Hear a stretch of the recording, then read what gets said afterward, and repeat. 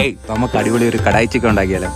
ചൂടായ പാനിലോട്ട് ഓയിലും ഗീയും ഒഴിച്ചതിന് ശേഷം അതിനകത്തോട്ട് ജീരകം, മല്ലി, ചില്ലി അതൊന്ന് വറുത്തെടുത്തതിന് ശേഷം കുറച്ച് ചോപ്പ് ചെയ്ത് ഒനിയ ഇടുക. ചോപ്പ് ഒനിയ ഇട്ടതിന് ശേഷം നന്നായിട്ടൊന്ന് കുക്ക് ചെയ്യുക. നന്നായിട്ടൊന്ന് ബ്രൗൺ കളർ ആയതിനു ശേഷം നമുക്ക് ഇനി അടുത്ത് ടൊമാറ്റോ ഇട്ട് കൊടുക്കാം. ടൊമാറ്റോ ഇട്ട് ഒന്ന് ആ പച്ചപ്പൊന്ന് മാറാൻ വേണ്ടി അതിലോട്ട് കുറച്ച് ഉപ്പിട്ട് കൊടുക്കുക. അപ്പോൾ ആ പെട്ടെന്ന് കുക്കാവും. നന്നായിട്ടൊന്ന് വരട്ടി എടുത്തതിന് ശേഷം ജിഞ്ചർ ഗാർലിക് പേസ്റ്റ് ഇട്ട് കുക്കായതിന് ശേഷം മഞ്ഞപ്പൊടി, മുളക് പൊടി, ക്യുമിന്, കൊറിയാണ്ടർ പൗഡർ, അതേപോലെ തന്നെ ചിക്കൻ മസാല, മേത്തി ലീഫിൻ്റെ പൗഡറും ഇട്ട് ഗരം മസാലയും കുറച്ച് കാശ്മീരി ചില്ലി ഇട്ട് നന്നായിട്ടൊന്ന് ഒന്ന് എടുക്കുക.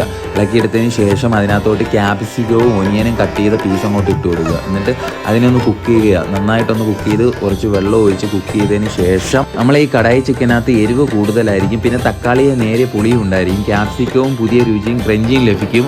ക്രീമിൻ്റെ അധികം ഉപയോഗമില്ലാത്തതുകൊണ്ട് ഗ്രേവി നല്ല കട്ട മസാലയായിരിക്കും. അതിനകത്തോട്ട് ചിക്കൻ അങ്ങോട്ട് ഇട്ട് കൊടുത്ത് ഇളക്കി എടുക്കുക. ചിക്കൻ ഇട്ടതിന് ശേഷം കുറച്ച് ഉപ്പിടുക. ഉപ്പൊക്കെ ചിക്കനകത്ത് പിടിക്കും. അപ്പം വെള്ളം ഇറങ്ങും. ചിക്കൻ്റെ വെള്ളമൊക്കെ ഇറങ്ങി ആവശ്യത്തിന് വെള്ളമൊക്കെ ഒഴിച്ചു കൊടുത്ത് നന്നായിട്ട് കുക്ക് ചെയ്തെടുക്കുക. കുക്ക് ചെയ്തെടുത്തതിന് ശേഷം നമുക്ക് മഗ്നി ഗ്രേവിയും അതേ യെല്ലോ ഗ്രേവിയും ഇടുക. അത് ഹോം മെയ്ഡായിട്ട് ഇവിടെ ഉണ്ടാക്കി വെച്ചേക്കുന്നതാണ്. നമ്മളെ ചിക്കനൊക്കെ വെന്തിട്ടുണ്ട്. കുറച്ച് കൊറിയാണ്ടർ ലീഫ് ഇടുക. പിന്നെ അവസാനം ഇടേണ്ട സാധനം എന്ന് വെച്ചാലാണ് കടായി മസാല. കടായി മസാല റെസിപ്പി വേണമെങ്കിൽ പറഞ്ഞാൽ മതി, ഞാൻ റെഡിയാക്കി തരുന്നതായിരിക്കും. ബെസ്റ്റ് കോമ്പിനേഷനായിട്ട് കഴിക്കാൻ പറ്റി ഈ റൈസ് വെച്ചാൽ കഴിക്കുക. കടായി ചിക്കൻ എങ്ങനെ സിമ്പിളല്ലേ, ഫോളോ ചെയ്ത് കൂടെ കുടിക്കുക.